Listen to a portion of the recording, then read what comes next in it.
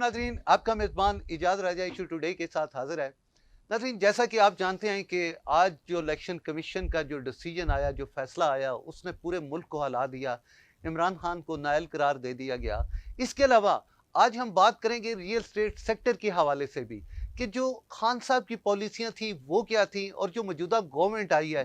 अगर मैं मौजूदा गवर्नमेंट की बात करूँ तो इसकी कुछ ऐसी भी पॉलिसीज आई हैं कि जो उसने रियल एस्टेट सेक्टर को स्टॉप कर दिया गया है और ख़ास तौर पे कंस्ट्रक्शन में जो हमें रेवेन्यू आ रहा था वो भी आना बंद हो गया है।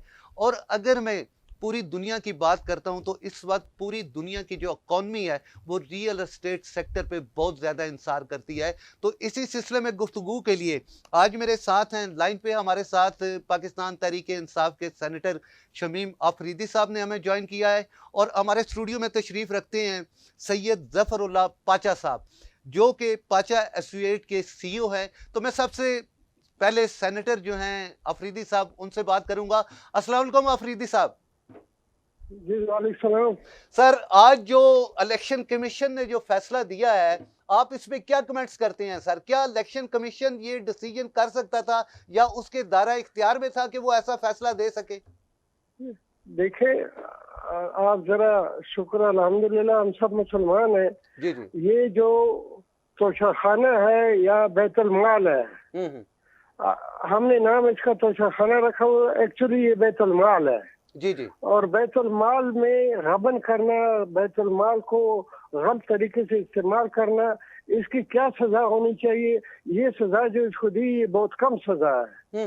ये तो परवेज रशीद, वो क्या नाम है, शेख रशीद के कहने पे ये सारा काम ये कर चुका है। तो शेख रशीद तो आप जानते हैं कि वो कहाँ से आया, किधर से आया, कौन है, क्या उसका अगला पिछला मालूम नहीं है। तो ये तोशाखाने को हाथ लगाना भी जुर्म है। अगर हमने लगाया, पीपल पार्टी ने लगाया तो जुर्म किया, अगर किसी और पार्टी ने लगाया तो जुर्म किया। इसने तो बड़े बाजार में तोशाखाने को नीलाम कर दिया और पूरी कौम को नीलाम कर दिया। तो सर क्या समझते हैं कि इलेक्शन कमीशन के दायरा इख्तियार में था ये कि उसको नाअहल कर सके? बिल्कुल जी, ये दायरे, इसके दायरे इख्तियार में था। ये सुप्रीम कोर्ट चली जाए इनको रिलीफ मिल जाएगा। मगर चोर को चोर बोलना, डाकू को डाकू बोलना, यहाँ साबित हो जाता है कौन चोर है कौन डाकू है। ठीक हो गया। चलिए सर, आप लाइन पे हमारे साथ रहिए, मैं बाचा खान की तरफ जाता हूँ। बच्चा साहब, आप ये बताएं कि चूंकि आप एक बिजनेसमैन हैं, आपका तल्लुक बिजनेसमैन से है, ये इस तरह की जो इस वक्त हमारे मुल्क में सियासी सूरत हाल जा रही है, आप क्या समझते हैं आपकी कारोबार पे ये चीजें कितनी अफेक्ट हो रही हैं? सर जी, सबसे पहले बात तो ये है कि जिस तरह का ये अगले 6 से 7 महीने गुजरे हैं रियल एस्टेट बिजनेस के ऊपर, जो हम पे हफ्ते टूटी है महंगाई की और इसी तरह बेरोजगारी की, तो सब लोगों के सामने मैं चूँकि रियल एस्टेट से मेरा शोबा है और प्रोफेशनली मैं ये शोबा काफ़ी अरसे से मैं कर रहा हूँ। फील्ड इस्लामाबाद में मेरी काफ़ी सर्विसेज हैं। तो इस हुकूमत आने से जो इन्होंने बेदर्दी के साथ जालमाना टैक्स लगाया रियल एस्टेट के ऊपर, आपको पता है कि आपका पाकिस्तान का जितना भी निज़ाम है वो चलता ही रियल एस्टेट के ऊपर है। जी बिल्कुल ठीक। तो जितना टैक्सेस हम देते उस तरह की सर्विसेज हमें गवर्नमेंट नहीं देती है और ये बंद कमरों में बैठ के फैसले कर लेते हैं इतनी आसानी के साथ कि सुबह होती जो है ना वो हमें कहते हैं कि भाई टैक्स बढ़ गए और जी आपकी जो है ना जितनी भी हमारी सहूलियात होती हैं जिसमें हम उनको छीन लिया जाता है, रेवेन्यू जो है ना हमें आता है और फिर गवर्नमेंट को जाते हैं उसको छीन लिया जाता है। अफरीदी साहब, चूंकि सर अभी पीडीएम की हुकूमत है तो हमारा खास तौर पे इसाक डार साहब को भी लाया गया कि वो शायद मुल्क की इकॉनमी को बेहतर कर सकें। मसनूई आपने डॉलर का उतार चढ़ाव हमने देखा, लेकिन इकॉनमी है कि वो संभलने का नाम नहीं ले रही। तो आने वाले दिनों में कैसे देख रहे हैं आप, पाकिस्तान किस तरफ जा रहा है? आप यकीन करें कि अल्लाह के फजल से सब ठीक हो जाएगा। ये एक इन्होंने ये सुरंगें खोदी हुई थी, वो सुरंगें भी आस्ते से बंद हो गई और 55 से 20 पर आ चुका है डॉलर को अगर 40-50 रुपए और नीचे आ जाए, और मैं ये भी दावे से कह सकता हूँ कि 2 महीने 1.5 महीने के अंदर पेट्रोल भी बहुत नीचे आ जाएगा। और ये जो सिलसिला चलाया गया, मैं हालिया कहता हूँ कि ये शख्स इस मुल्क का वफादार नहीं है, ये इस मुल्क के साथ खिलवाड़ खेल रहा है, ये सरमाएदार के साथ खिलवाड़ खेल रहा है। सरमाएदार को समझ ही नहीं आ रही है, वो रुपए भी 20 रुपए कमा रहा है फिर भी टैक्स से इनकारी है। 1 रुपए पे 20 रुपए कमा रहा है, आधा टैक्स देने के लिए। बिजली का एक बल्ब जलाने वाला 6 टैक्स देता है, एक बल्ब जलाने वाला 6 किस्म का टैक्स देता है। लेकिन अफरीदी साहब, ये जो जुल्म किया है, ये तो अभी पीडीएम ने किया है सर। बिजली के बिलों को देख ले, पेट्रोल देख ले, आलमी मंडी में पेट्रोल की कीमत कहाँ है, आप उसको कहाँ लेके गए हैं। डॉलर आपने मसनूई तौर पे ऊपर नीचे किया, अब फिर वो डॉलर बढ़ रहा है। आप 1-2 दिन, हफ्ता 10 दिन इंतजार करें, ये बला सब से हट जाए, सब कुछ अपनी जगह पर आ जाएगा। और इसके लिए थोड़ा सा एफर्ट चाहिए, थोड़ा सा काम चाहिए। मुझे मेहनत करनी चाहिए, मेरा भाई जो सामने बैठा है इसको मेहनत करनी चाहिए, ताकि असल चोर हम हैं। चोरी का इल्जाम हम दूसरे पे लगाते हैं, असल डाकू हम हैं, लगाते दूसरों पर है डाकू का इल्जाम। भाई आप खुद ठीक हो जाए, आप खुद अल्लाह का नाम लेके खैर और खैरात शुरू कर दे।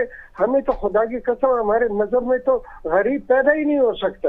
बड़ी खूबसूरत बात की अफरीदी साहब आपने कि हमें खुद को ठीक करने की जरूरत है, लेकिन ये बात हमारे जो ऊपर सियासतदान है उनको कौन समझाए सर?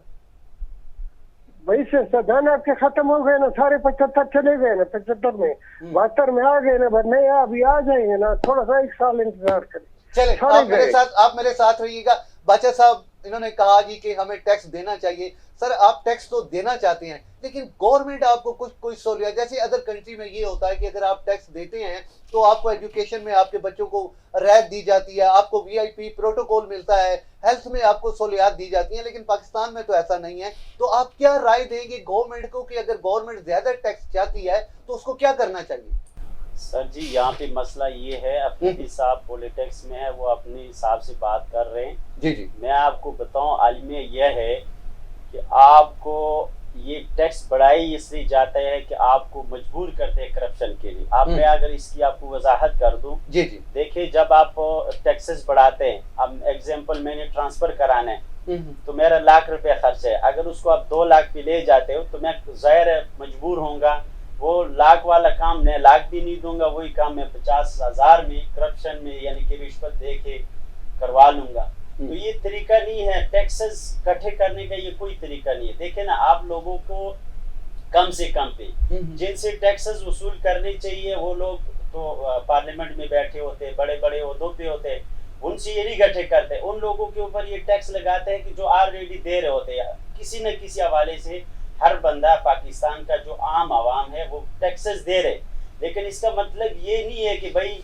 बड़ों को ये छोड़ दे और वही जो है ना इस हम पे लगाएं।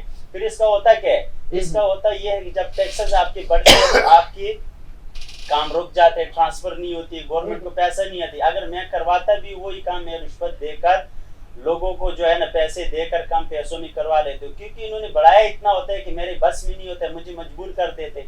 अब जो है ना वो मजबूर हमें किया जाता है, किस वजह से कि जालिमाना टैक्स लगाते हैं, बेदर्दी के साथ लगाते हैं, कोई हमसे कोई किसी बात में हमसे डिस्कस नहीं की जाती है, आपको बोर्ड नहीं लिया जाता है। और ये ब्यूरोक्रेट जो है ना इस तरह की जो ये पॉलिसियां बनाते इसलिए कि करप्शन हो मुल्क में। हम लोग जो है ना हमें पैसा खजाने में नहीं चाहिए, हमारी जेबों में चाहिए, इसलिए तो बढ़ाते हैं क्योंकि हम मजबूर हो जाते हैं, फिर कॉम्प्रोमाइज करते हैं, फिर इनके साथ मुकाव करते हैं हर जगह जो है ना हमने। अब मैं आपको अपनी एग्जांपल देता हूँ, हम काम करते हैं प्रॉपर्टी का, कहीं भी जमीन खरीदते, एक आम बंदा चला जाते हैं, देखे ना इस मुल्क का ये अलमिया है, एक आम बंदा चला जाते हैं और 100-200 कनाल वाले बंदे को वो स्टे ले लेते हैं। तो भाई यहाँ पे इस तरह का कानून होना चाहिए कि एक बंदा सोसाइटी बना रहे या प्लाटिंग करे, एक बंदा इन्वेस्टर है, आम बंदा एक मरले वाला जाके उस पर स्टे लगा लेते हैं, फिर उसके भी मेहनतें करते रहो, अदालतों की भी चक्रे काटते रहो, वकीलों की भी मेहनतें करते रहो। तो टाइम तो कीमती होते हैं, वो टाइम हमारे अदालतों में वो ज़ाया हो जाते हैं, हमें रिलीफ नहीं मिलती है, हमें चक्रे लगवाए जाते हैं। तो इस तरह का जो है ना जब तक ये पॉलिसी बेहतर नहीं करती, और जहाँ तक मौजूदा हुकूमत की बात है, साबका हुकूमत की बात है, तो वो किसी से डकी छुपी हुई नहीं। अफरीदी साहब जो मर्जी कह दे, हकीकत तो ये है कि भाई उसने रिलीफ दिया था, उसने इंडस्ट्री को इमरान खान के दौर में आप रिकॉर्ड पे ले ले, आप पिछला रिकॉर्ड निकाले कि कितना बिजनेस हुआ है। कोरोना के बावजूद यानी कि उसने इस तरह की फैसिलिटीज दी हुई थी। कोरोना के बावजूद आपकी रियल एस्टेट जो है ना रेट भी बढ़े हैं, आपकी कंस्ट्रक्शन बढ़े हैं, मजदूरों को रोजगार मिला है, वो उसने इंडस्ट्री का दर्जा दिया था। लेकिन जब से ये हुकूमत आई है तो ये कोई बात सुनी, इन्होंने बिल्कुल बेड़ागार कर दिया रियल एस्टेट का, सत्यानाश कर दिया। अफरीदी साहब क्या कहेंगे बाचा खान के आप जवाब में? सर मैं इनकी बातों से 100% मुत्तफिक हूँ। अच्छा, इन्होंने जो कहा इसमें जेर जबर का झूठ नहीं बोला इन्होंने। चलें, ये बड़ी बात है कि आपने इनकी बातों को एक्सेप्ट कर रहे हैं। जी जी, 100% एक्सेप्ट किया। जो थड़े पे छाबड़ी वाला बैठा है वो रिश्वत देता है, छाबड़ी वाला, और छाबड़ी वाले से लेके F-16 जब उसके पुर्जे आते हैं उस पर भी रिश्वत दी जाती है। मेरे भाई ने जो कहा 100% सही कहा, मगर अब इसमें इस पैसे को एक तरफ से दूसरी तरफ ले जाने के लिए भी अक्ल चाहिए, और अक्ल जो है वो नशे में नहीं होती है, वो बगैर नशे वाला नकल पूरा करता है। मैं इस भाई के हर लफ्ज से, एक लफ्ज से 100% मुत्तफिक हूँ, और अगर इस मुल्क में रिश्वत खत्म हो गई तो ये मुल्क टूट जाएगा। ठीक हो। अफरीदी साहब, अवानों में तो सर आप लोग बैठे हैं, फिर कौन खत्म करेगा इस लानत को?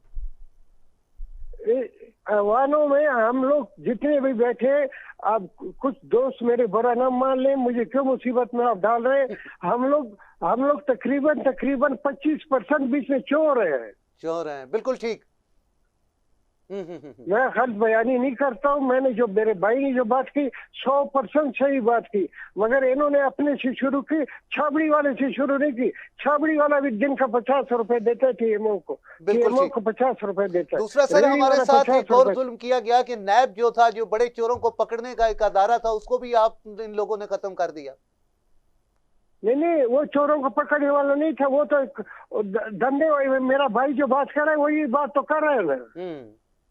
ठीक हो गया। पे जाने वाले के लिए पैसे दो, फलाने को पैसे दो, फाइल निकालने के लिए पैसे दो।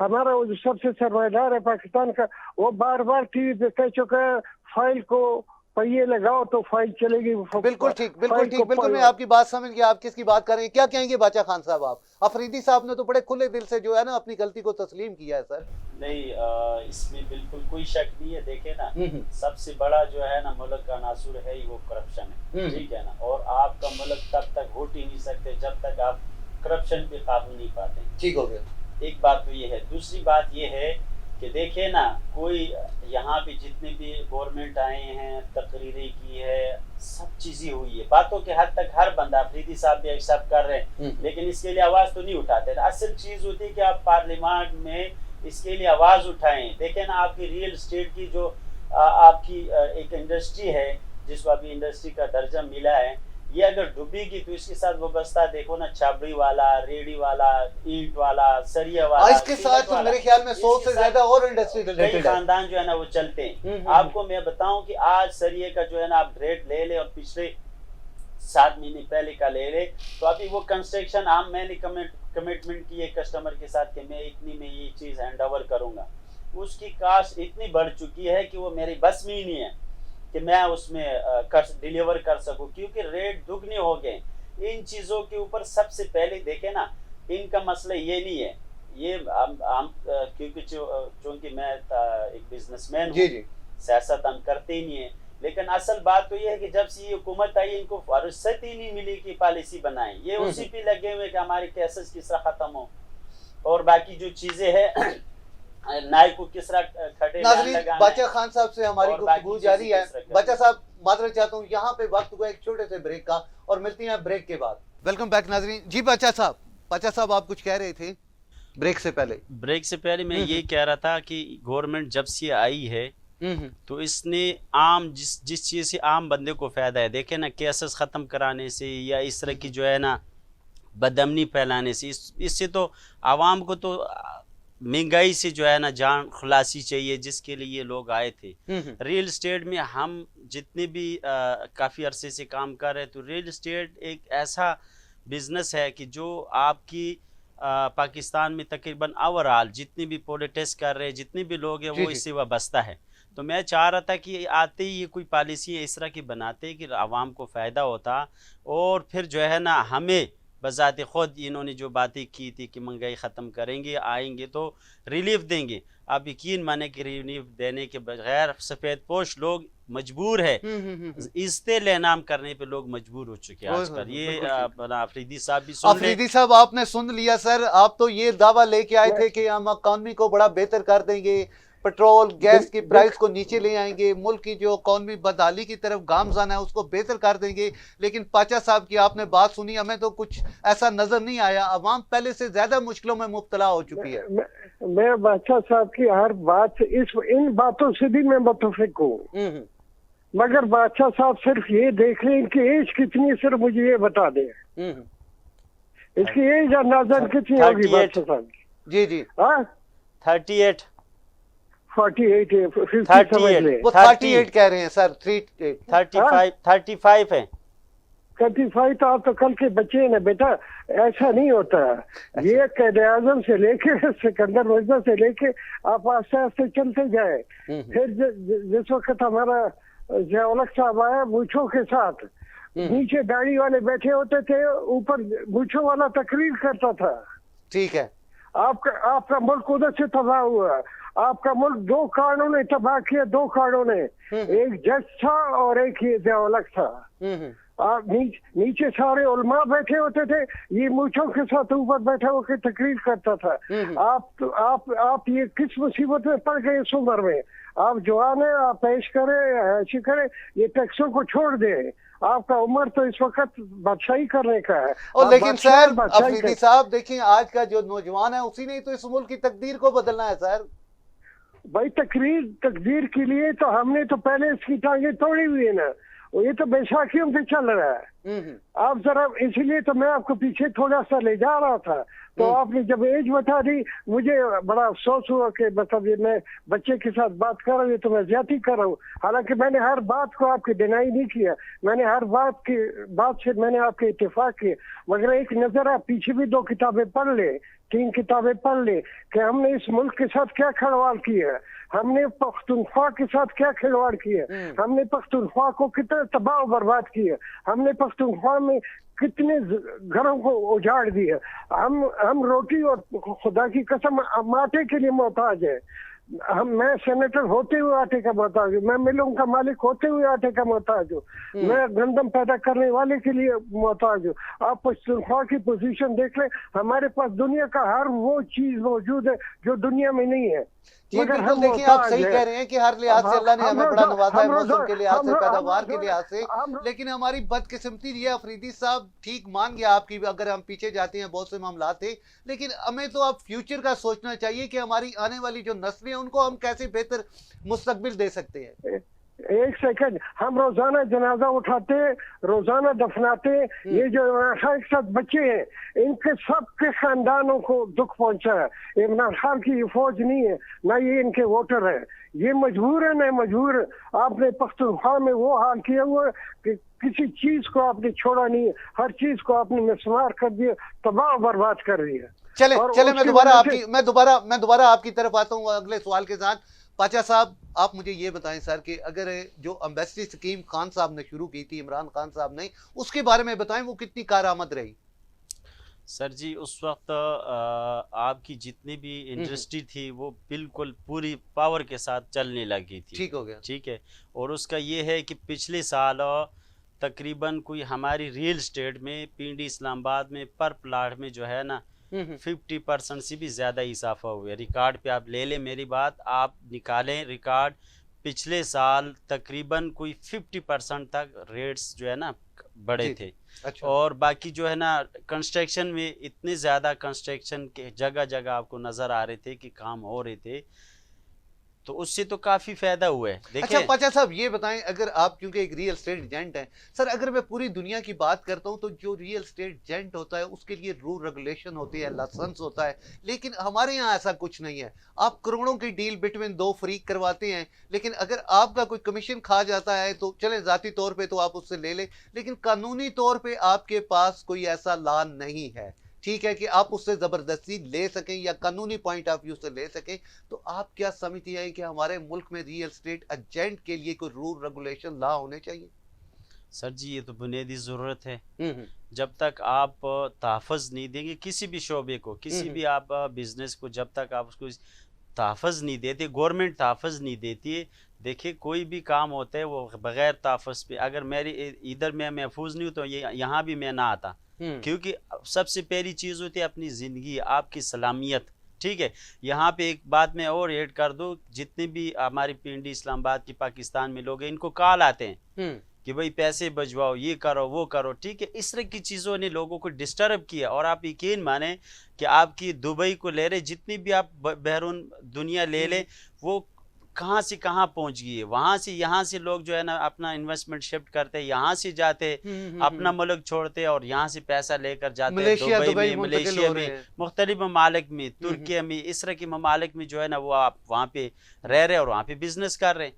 तो तहफ़्फ़ुज़ ना होने की वजह से, कानून की बालादस्ती ना होने की वजह से आपका मुल्क में बैरून से कोई सरमायाकार नहीं आ रहे, लेकिन जो आपके अपने अंदरून मुल्क के सरमाया है, जो सरमायाकार है, वो भी यहाँ से शिफ्ट हो रहे हैं और अपना पैसा मुंतकिल कर रहे हैं बाहर ममालिक में जहाँ पे उनको तहफ़्फ़ुज़ दिए जाती है। तो ये बड़ा आपने जो पॉइंट उठाया, ये तो सबसे बुनियादी चीज़ है। हर चीज़ की तरक्की के लिए बुनियादी चीज़ उसकी तहफ़्फ़ुज़ होती है। सबसे पहले तहफ़्फ़ुज़ को देखा जाता है, बिल्कुल जो नहीं दिया जा रहा है हम लोगों को, वो नहीं। आपको अफरीदी साहब ये बताएं सर कि हमारे मुल्क की ये रवायत है, जो बड़ा चोर होता है उसको छोड़ दिया जाता है, जो छोटा चोर होता है वो जेलों में होता है। अगर आप 10,000 की चोरी करते हैं तो आप जेल में हैं, अगर आप 10 करोड़ की करते हैं तो आपको मीडिया भी प्रोटोकॉल देता है, आपको अदालतों में भी बड़ा VIP प्रोटोकॉल मिलता है, और जब आप अदालतों से बाहर निकलते हैं तो बड़े फख्र से आप विक्ट्री का निशान बनाते हैं। तो क्या कहेंगे ऐसे कानून पे? ऐसे जैसे अभी पाचा साहब ने भी कहा, हम क्योंकि सरमायादार लोग हैं, हमें तो तहफ़्फ़ुज़ ही, बुनियादी तहफ़्फ़ुज़ हासिल नहीं है इस पाकिस्तान में।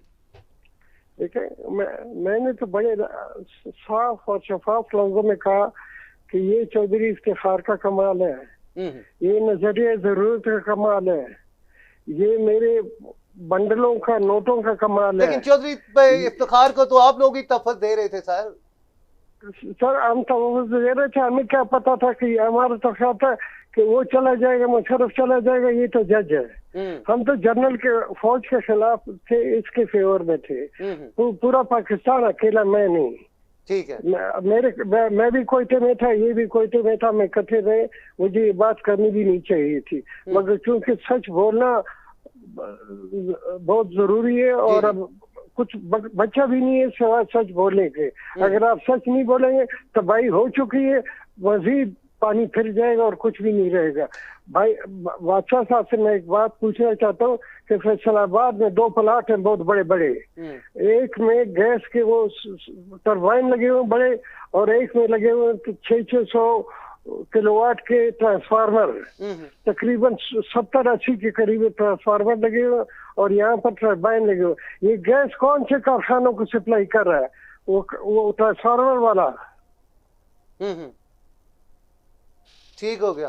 चले पाचा साहब वो भी चले, अफरीदी साहब का भी आप जवाब दिए। मुझे ये बताएं सर कि इस वक्त अगर मैं सोसाइटियों की बात करता हूं तो हमारे मुल्क में बहुत सी ऐसी सोसाइटियां बनी जो वाकई जिन्होंने लोगों को डिलीवर किया, एक नए तर्ज जिंदगी से रोशनास करवाया, लेकिन कुछ ऐसी सोसाइटीज भी थी जिन्होंने लोगों का पैसा लूट के मुल्क से फरार हो गई। और बदकिस्मती है कि हमारे कोर्ट 10-10, 20-20 साल इन केसों के जो है वो फैसले नहीं आते। आप क्या कहते हैं इस पे? सर जी इसके लिए तो आपको देखिए, आपका नायब, आपके इदारे जब मजबूत होंगे, आजकल हर दिन एक नई सोसाइटी लॉन्च हो रही है। ठीक है, और एक नई सोसाइटी लॉन्च होती है, वो अपनी फाइल्स बेचती है और आम शहरी जो है ना वो फाइल्स ख़रीदने लग जाती है।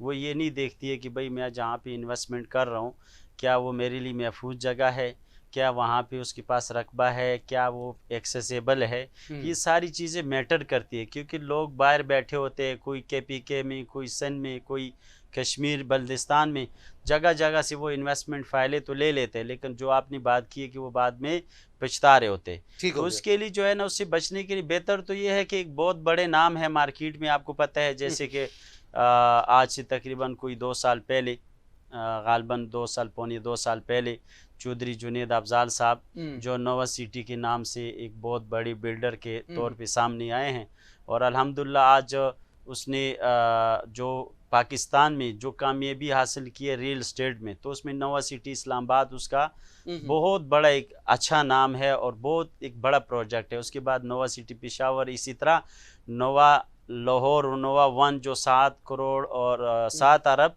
63 करोड़ का एक प्लाट खरीदा है। इसी तरह इधर जो है ना रियल एस्टेट में और बड़े चौधरी मलिक रियाज के बाद जो है ना चौधरी अब्दुल मजीद साहब काफ़ी अच्छे प्रोजेक्ट कर रहे हैं और द लाइफ रेजिडेंशियल। तो इस तरह के लोगों को चाहिए कि वो स्टडी करें, ये नहीं कि किसी की बातों में सुनी बातों में वो फाइलें ले लें, वो पहले आए ऑन ग्राउंड देखें। अगर मैं आपकी बात करता हूं तो आप कौन कौन सी सोसाइटीज को इस वक्त अब्लाइज कर रहे हैं? अल्हम्दुलिल्लाह जितने भी पिंडी इस्लामाबाद में बड़े नाम है, तो उसमें जिस तरह नोवा सिटी का मैंने आपको कहा शुरू से हम इनके ऑथराइज है अल्हम्दुलिल्लाह। आजकल हम वहाँ पे विलास भी बना रहे, बिल्डर्स का भी कमर्शियल का भी हम शुरू करने लगे हैं। इसी तरह द लाइफ थी, वो काफ़ी जो है ना अच्छी सोसाइटी है, अच्छी लोकेशन पे थी, उसका हम ऑथराइज है।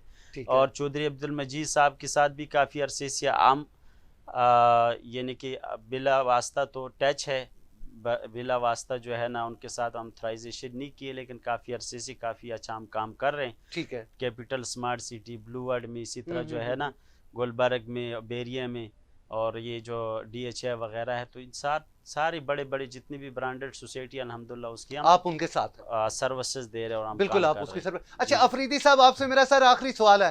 खान साहब चाह रहे हैं कि जितनी जल्दी मुमकिन हो सके इलेक्शन की तरफ जाएं, लेकिन आप लोग नहीं चाहते कि इलेक्शन मुकर्रर वक्त पे हो। मुख्तसर जवाब दीजिएगा सर, मेरे पास चंद सेकंड बाकी हैं। क्या कहेंगे आप कि इलेक्शन मुकर्रर वक्त पे होना चाहिए या बिफोर टाइम भी हो जाने चाहिए, जो इस वक्त मुल्क की सियासी सूरत हाल जा रही है?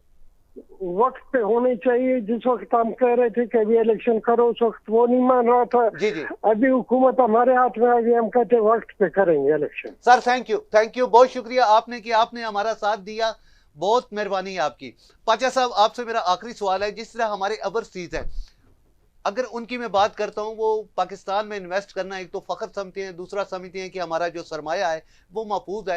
लेकिन सर हमारी जो डमी सोसाइटी या इस तरह के जो हेर फेर हमारी रियल स्टेट में आ गए हैं, उनकी वजह से वो लोग काफ़ी डिस्टर्ब हुए हैं। तो आप उन लोगों के एतमाद को बहाल करने के लिए हमें क्या करना चाहिए?